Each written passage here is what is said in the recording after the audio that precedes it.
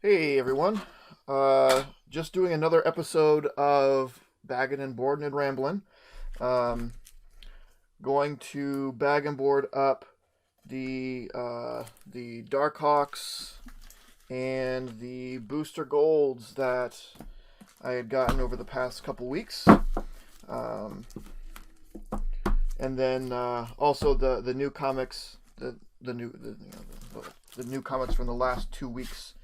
That there were new comics that I picked up from my other comic shop last week. Um, so there's not a whole lot, a reasonable amount. Seems like a good a good chunk to talk about something short. Um, I'm kind of worried on if I have enough current boards, but I guess we'll find out. Um, so what I wanted to talk to you today about, it's not anything that's going to come to a big surprise probably from anyone that kind of watches and sees the kind of stuff that I subscribe to and the stuff that I get. Um, but why do I make mine Marvel? In the I guess I don't know. I wouldn't say there's a debate, but um, it typically seems that between comic people who are into comics, into superhero comics, they have a preference between Marvel and DC. Um, and plenty of people like both. I like both. Um, but I do have a preference, and my preference strongly leans towards Marvel. So I just wanted to kind of talk about why that is. They're sort of I guess the you know the story reason, character driven reason, and there's also the more publisher style driven reason. Um, we'll start with the characters. Um, and what I'm gonna say here isn't groundbreaking. I think it's a fairly well understood thing of the general style between the characters of Marvel versus DC. One of DC's um, mottos is "Where legends live," and I I can't argue with that. Uh, and and to me, and for some people, that's great. To me, I don't want to read about legends. The idea of legends are these things that are bigger than life, um, and that's what DC's main characters are, right? You have um, Superman, who is everything but a god. Um, when it comes to he's just the strongest thing that there is. I mean, short of being a god himself, the title of a god, he is a god among men. Bruce Wayne, or Batman, is a legend. He is a billionaire who sticks to the shadows in the secret, in secret, is his whole kind of thing. You know, for a long time it was like his existence was just rumored, sort of thing. It's a legend. Aquaman, I love my Aquaman, but he is literally a king. He is a king. You have Wonder Woman, who is from a legendary island. Is made of, I don't know what Wonder Woman's origin is anymore. Originally, sort of this made from clay sort of thing, but she is near a goddess. And those are kind of like the sort of main. You have your Green Lantern, who is a superpowered space cop. But then I look at Marvel's character, Marvel's flagship character being like Spider-Man. It's just a photographer. He's just a photographer that stumbled onto some powers. Captain America was just a kid, and was given powers through a super soldier serum because he wanted to help fight Nazis, in World War II. The difference, again, this is not, don't have to stop the presses or anything. This is not an unknown thing, but it's DC characters are generally these legends. They are the hero first, and then then look sort of a person, secondarily, and none of them are really relatable, I feel. I mean, maybe some of you relate to a billionaire. Maybe some of you relate to,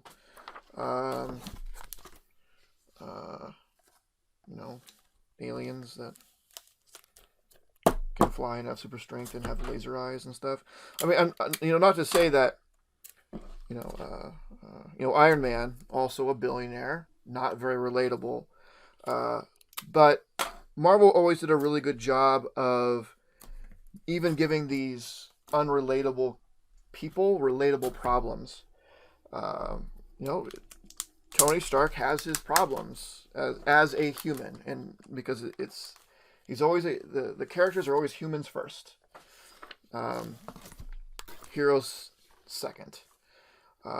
Tony Stark, he is egotistical, and that comes out and bites him. It shows it as a flaw of his. He has a severe drinking problem, a very human thing.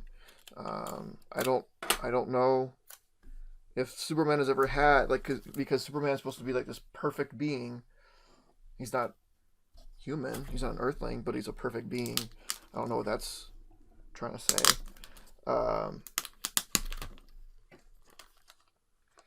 But I don't know. Like Superman, you can have good Superman stories, but generally, I find Superman to be very boring because he's too powerful. He has no flaws. He has no flaws. And the things that make people interesting, make characters interesting, is flaws. If you look at any great literary character, they have flaws, and it's part of what makes them great literary characters. Not saying they're great as in they're good people necessarily, but they're great literary characters that you enjoy reading. Superman is boring. Batman has flaws, but they're not human flaws. They're not relatable things. So I don't know. And I understand. I get it. Like, a lot of people read comics because of the superhero aspect and the larger than life and the fantasy and all of that. And they like that the characters are flawless or unrelatable because they are pure fantasy. And that's fine. I have nothing against that. I'm just saying, for me, I prefer to have a more relatable and human element in my stories, and it goes back, like, if you go all the way back to the early days of Spider-Man, no one thought it would work.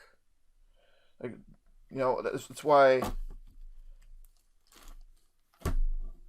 no one thought that a young hero could work.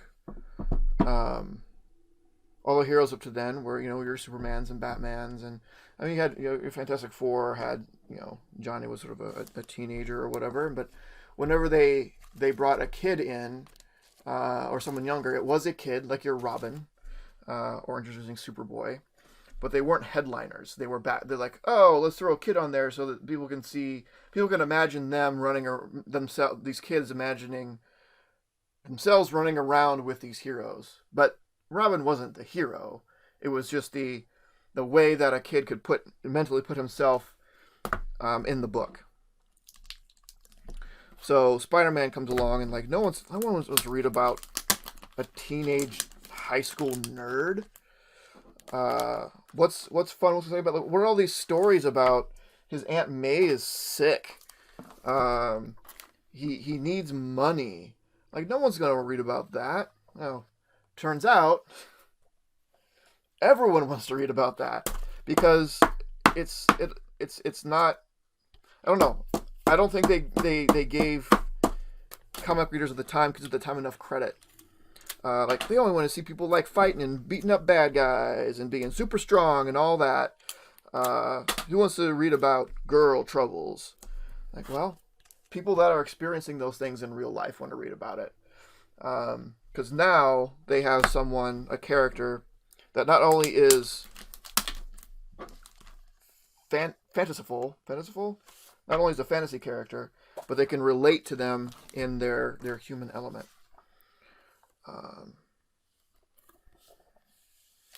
So that's just kind of what I've always liked. Again, not to say that there's some DC characters out there, some DC books that I've really really loved. And I've loved Aquaman for a long time. I will continue to love Aquaman. The volume 4 that I read and volume 5 that I'm starting to read now, it is. I am enjoying it. I am certainly enjoying it. Is it good? It's not bad. I'll say that it's not bad, but it is certainly fun. So I do enjoy it.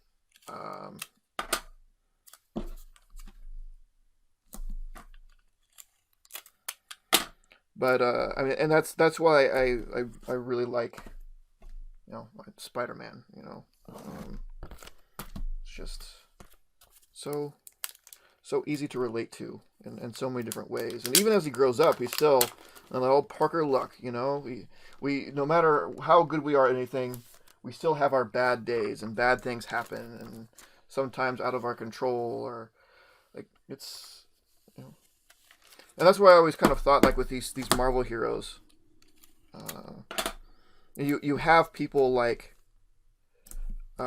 Tony Stark, billionaire Tony Stark, right? Why does Spider-Man ever have to worry about money?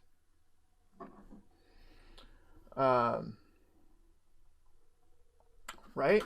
Like, Tony Stark knows who Peter Parker is. He knows that he has money troubles. And I'm not saying that it's the job of, well, that gets into a whole other argument. I'm not going to start that. But I would think that anyone who is a hero connected to Tony Stark and has money troubles, I'm not saying like make them rich, but Tony Stark can be like, I know that you're having money troubles, and it's just exacerbated because you can't hold down a job because you're doing this superhero stuff. Like, why does Tony Stark not put these heroes on a superhero payroll of some kind? Like, he has the money. He seems like a nice enough guy that he would actually do it. But the problem is then these characters wouldn't have some of the problems that make them interesting. But Tony Stark should do that. He should totally do that.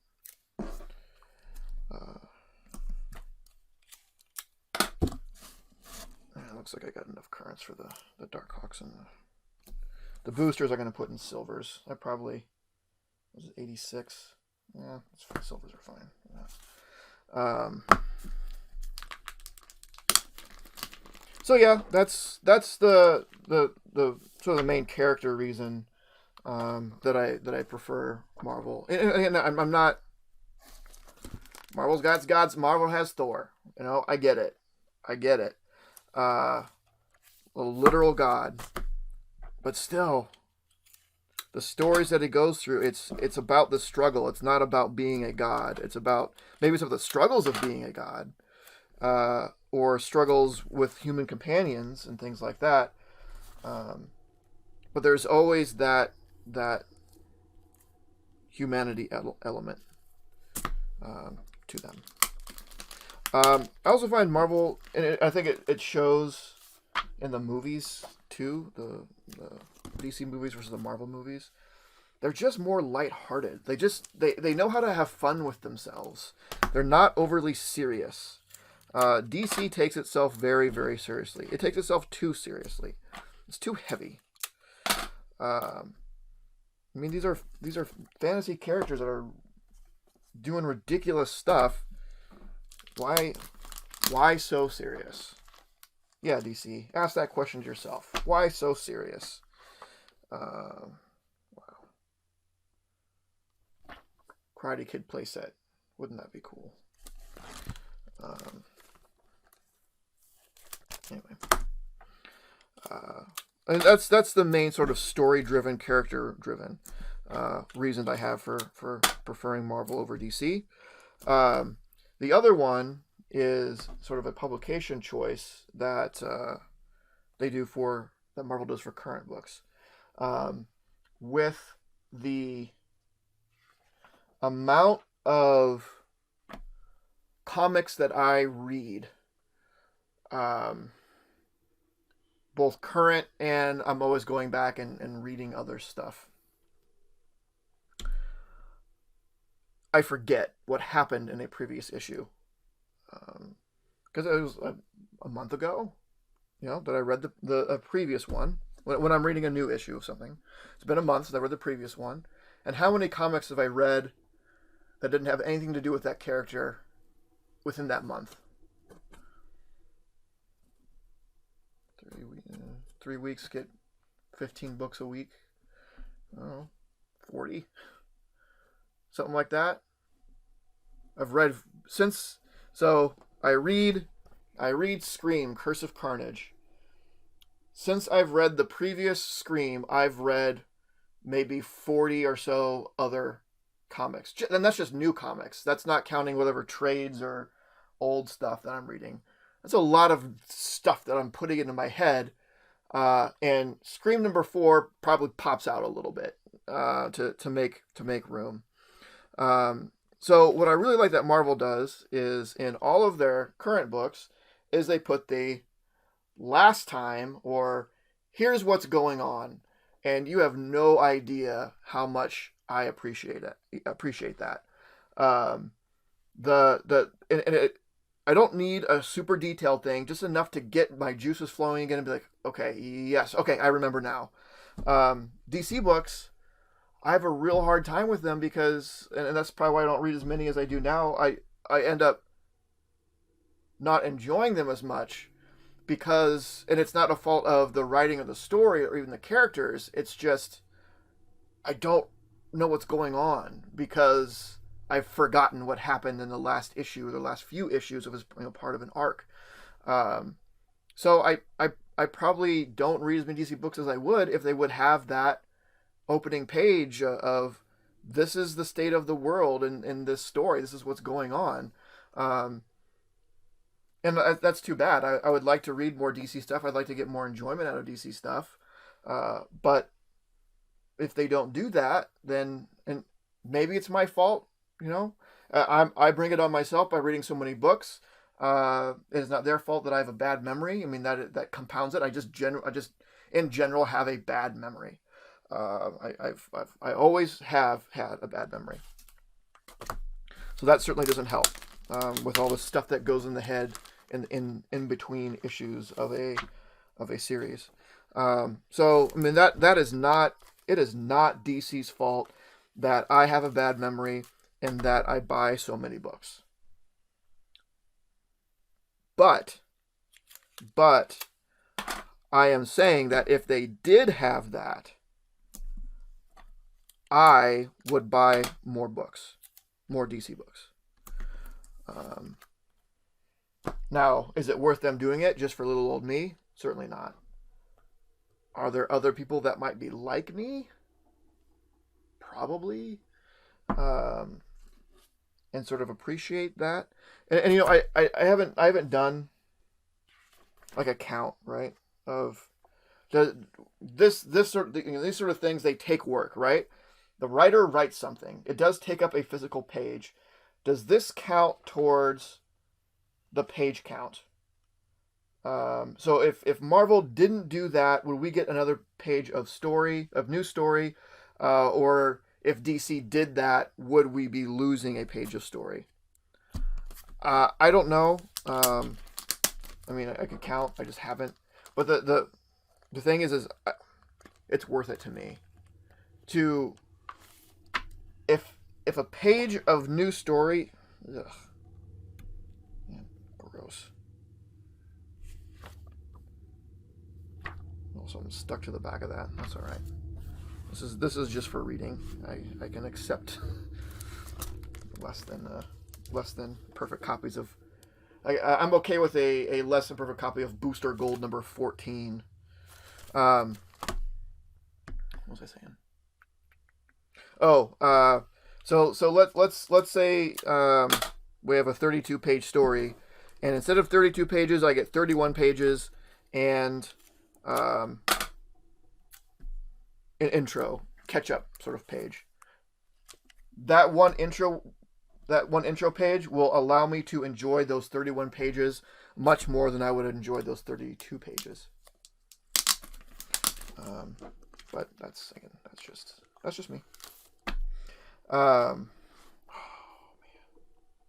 Oh, this is a ripoff. Who remembers Mad Balls? I love Mad Balls. But these are Bonkers Chewing Candy has Ugly Balls. Just ripped off. This must have been around the time of Mad Balls. If you don't know what Mad Balls are, look them up. They were great. They were just balls that had, you know, weird, gross faces. About the size between a baseball and a softball. They also did some other things. Like I think I had a football, like an actual football size football, and maybe even a basketball. They didn't work very well as footballs and basketballs because they had like topography on them to make like the faces and the whatever. But anyway, yeah. So that's basically it. That's all I really wanted to talk about. You know, I do wish that I could read more DC stuff. I would love to see. You know, I don't know. First of all, obviously, I'd really like to see DC Comics have that intro page. It would just help me as a comic reader. But I don't know. Also, those characters, just the. Let's show some of the cracks in Superman. You know, let's just be. I know that would make him not the Superman character. He would make it the legend that he is. It would appeal more. It appealed more to me. I would just be interested to see, you know, in an alternate universe where DC characters are treated more like Marvel characters and vice versa. I would be interested to see what that looks like, I guess.